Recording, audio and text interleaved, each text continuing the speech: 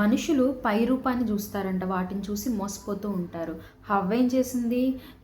ఎర్రగా నిగనిగలాడుతూ ఉన్న పండుని తీసుకొని తినేసింది. దీనివల్ల నాకు లాభమేమో, నేను గొప్పదాన్ని అయిపోతానేమో అనేసి ఆ పండును తినేసి ఆదాముకు కూడా ఇచ్చింది. అయితే బయట ఉన్న ఆ అందాన్ని చూసో, ఆ రూపాన్ని చూసో, ఆ మెరుపులను చూసే మనం మోసపోతున్నావేమో. కానీ దేవుడు ఒక మాట అంటున్నాడు, మనుషులు పై రూపం లక్ష్య పెడతారు కానీ నేనైతే హృదయంను లక్ష్య పెడతానని దేవుడు మాట్లాడుతూ ఉన్నాడు.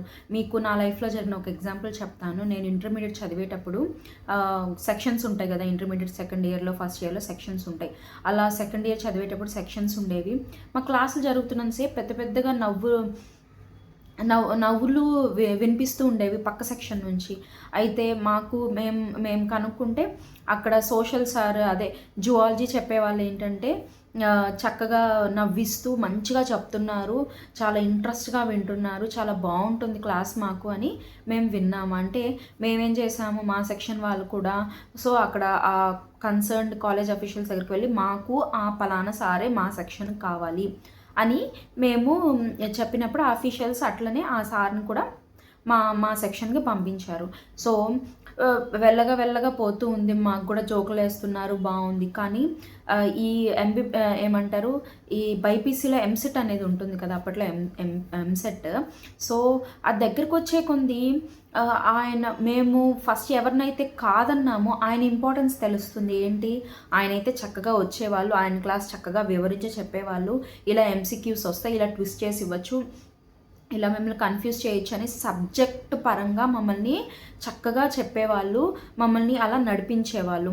కానీ మేము ఏదైతే పలానా సార్ గురించి విన్నామో ఆయన ఏంటి, ఈ క్లాస్ ఎలాగోలా నడిస్తే చాలు, వీళ్ళకి ఇంట్రెస్టింగ్గా ఏదో ఒక జోకులు వేసేసి చెప్పేస్తే చాలు అని చెప్పేసి ఆ లెసన్ తర్వాత 2-3 ఎంసీక్యూస్ ఏవో డైరెక్ట్గా క్వశ్చన్ నుంచి తీసి చెప్పేవాళ్ళు, అయిపోయేది. మాకు ఎగ్జామ్ దగ్గర పడే కొంది ఆయన వాల్యూ తెలిసేది. మేము ఎవరినైతే తృణీకరించామో ఆయన వాల్యూ మాకు తెలిసేది. మరలా అఫీషియల్స్ దగ్గరికి వెళ్ళి లేదండి మాకు ఆయనే కావాలి అని చెప్తే మరలా మార్చారు. ఇలా మనం ఏదో పైకి మంచి నవ్వులు వినిపిస్తున్నాయి, హ్యాపీగా ఉన్నారని మనకు అనిపిస్తుంది. కానీ నిజంగా లోపలికి వెళ్తే కానీ తెలియలేదు అక్కడ నిజంగా ఏం జరుగుతుంది అని. అక్కడ టైం పాస్ చేస్తున్నారా లేకపోతే నిజంగా సబ్జెక్ట్ నేర్పిస్తున్నారా అనేది వన్స్ మేము అది ఎక్స్పీరియన్స్ చేస్తే కానీ మాకు అర్థం అవ్వలేదు. అయితే దేవుడు కూడా అదే చెప్తున్నాడు, నీవు పై రూపాన్ని లక్ష్య పెట్టచ్చేమో సమయలు, కానీ నేను ఒక రాజుని ఎంచుకున్నాను, ఆయన హృదయం నాకు అంగీకారంగా ఉందని దేవుడు మాట్లాడుతూ ఉన్నాడు. సమయలు అభిషేకించడానికి యెషై కుమారుల యొద్దకు వెళ్ళినప్పుడు వీళ్ళు కాదు అని దేవుడు చెప్తూనే ఉన్నాడు. ఇదిగో ఇతను ఎత్తుగా ఉన్నాడు, మంచి రూపంతో ఉన్నాడు, ఇతనేమో అని సమయలు అనుకునే కొంది దేవుడు అంటున్నాడు నో రిజెక్టెడ్ అని చెప్తూ ఉన్నాడు. కానీ ఎప్పుడైతే అసలు రిజెక్టెడ్ పర్సన్ అంటే ఒక లెక్కలో కూడా లేడు, ఎన్నికలో కూడా లేడు, పశువుల కాపరి, అతనిదేముందిలేండి, పశువులు కాస్తూ ఉంటాడు, అక్కడెక్కడో ఉంటాడు, చేలో తిరుగుతూ ఉంటాడు, ఆయనదేముంది, ఆయన్ని పిలిపించాలా అని అడిగినప్పుడు సమయలు పిలిపించు అని అన్నప్పుడు దేవుడు చెప్తున్నాడు, ఇదిగో ఇతనే నేను అభిషేకించిన వాడు అని దేవుడు సమయలతో మాట్లాడుతున్నాడు. అంటే అక్కడ దావీదు హృదయం దేవుని హృదయంతో మమేకం చేయబడింది. అతని హ్యూమిలిటీ, అతని హంబుల్నెస్, అతనికి దేవుడిచ్చిన టాలెంట్స్ని అతను వాడడం, ఇవన్నీ దేవునికి ఇంపుగా అనిపించినప్పుడు దేవుడు అతన్ని ఇశ్రాయేల్ మీద రాజుగా నియమించడానికి, ఆయన వంశావళిలో పార్ట్గా చేయడానికి దేవుడు ఇష్టపడ్డాడు. మరి దావీదు గురించి సౌలు దగ్గర ఇంకొక సేవకుడు ఒక సాక్ష్యం చెప్తూ ఉంటాడు. అతను యుద్ధ నేర్పరి, చక్కగా రూపవంతుడు, వాయిద్యాలు వాయిస్తాడు, శూరుడు, బలశాలుడు అని చెప్పేసి ఆయన గురించి చెప్తూ ఉంటాడు సౌలు ఎంక్వైరీ చేసినప్పుడు. మరి ఆయనకున్న టాలెంట్స్ని చక్కగా దేవుని కొరకు ఉపయోగిస్తున్నాడు, చక్కగా మ్యూజిక్ వాయిస్తాడు. ఆయన మ్యూజిక్ వాయిస్తే ఏమవుతుందంట, సౌల్లో ఉన్న దురాత్మ వెళ్ళిపోయి దేవుని ఆత్మ వస్తుందంట. అట్టి హంబుల్నెస్, అట్టి దేవునికి విధేయుడిగా, దేవునికి ఇష్టమైన బిడ్డగా దేవుడు దావీదును మలుచుకున్నాడు. దావీదు కూడా దేవుడికి ఇష్టమైనట్లు నడిచాడు, తద్వారా రాజుగా నియమించబడ్డాడు.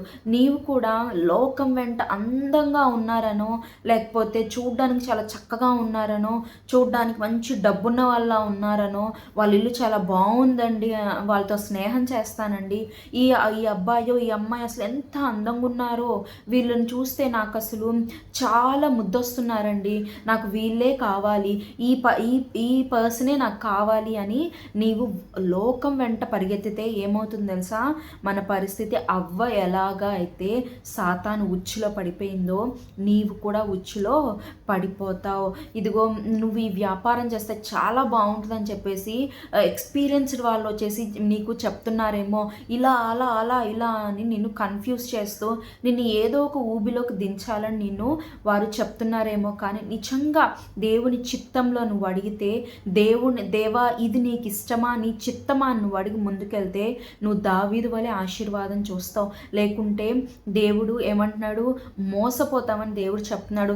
పలానా పర్సన్ వెనకాల నువ్వు పడుతున్నావు, వాళ్ళకి ఇంత ధనం ఉందండి, ఇంత ఆస్తి ఉందండి, ఇంత ఏమంటారు ఇంత అందం ఉందండి, ఇంకింతకంటే ఏం కావాలని నువ్వు వారి వెంట పరిగెత్తున్నావేమో, కానీ మోసపోతావు. పోయే ముందు నువ్వు ఆ తర్వాత వారి నుంచి వచ్చేవి ఆ బాణాలు నువ్వు తట్టుకోలేవు.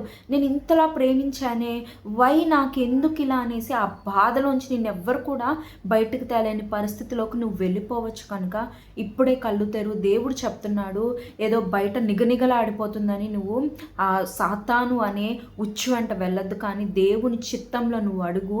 అట్లా అని ఏవో బ్లాక్గా ఉన్నా పర్లేదండి, ఆస్తిపాస్తులు ఉంటే చాలు నేను చేసేసుకుంటాననేసి నువ్వు అనొచ్చు. ఏదో అందాన్ని చూసి మోసపోవద్దు అన్నారు కదా, ఇదిగో అంత అందంగా ఏమి ఉండరండి, కొంచెం బ్లాక్గానే ఉంటారు, అంత ఏం బాగోరు, కానీ మంచిగా ఆస్తులు ఉన్నాయి, మంచిగా మాట్లాడతారని నువ్వు అనుకోవచ్చేమో, కానీ నీవు చేయవలసింది ఏంటంటే ఆయన చిత్తంలో వెళ్ళాలి. అది అందంగా ఉన్నా, అందవిహీనంగా ఉన్నా, ఆస్తిపాస్తులైనా, ఆస్తి లేని వారైనా, ఎలాంటి వారైనా దేవుడి చిత్తంలో నీవు ఇష్టపడితే, దేవుడు చిత్తంలో నువ్వు అడిగితే, ఆయన చిత్తం కొరకు నువ్వు కనిపెడితే దేవుడు అనేది నీకు చెప్తాడు, ఆయన నిన్ను నడిపిస్తాడు. పోయి ఊబిలో పడిపోవడం కంటే దేవుని చిత్తంలో నడిచి నీ జీవితాంతం the remaining of your life నీవు దేవుని చేతిలో ఉండడం ఎంత మేలో దేవుడే నీకు తెలియజేస్తాడు. కనుక లోకం వెంట పరిగెత్తద్దు, పై రూపాన్ని చూసి మోసపోవద్దు. దేవుడు హృదయాన్ని లక్ష్య పెడతాడు, ఆయన చిత్తంలో ఏది ఉందో ఆయన నీకు అది ఇస్తాడు. అంతవరకు వేచి ఉండు. దేవుడు నిన్ను దీవించునుగాక. ఆమేన్.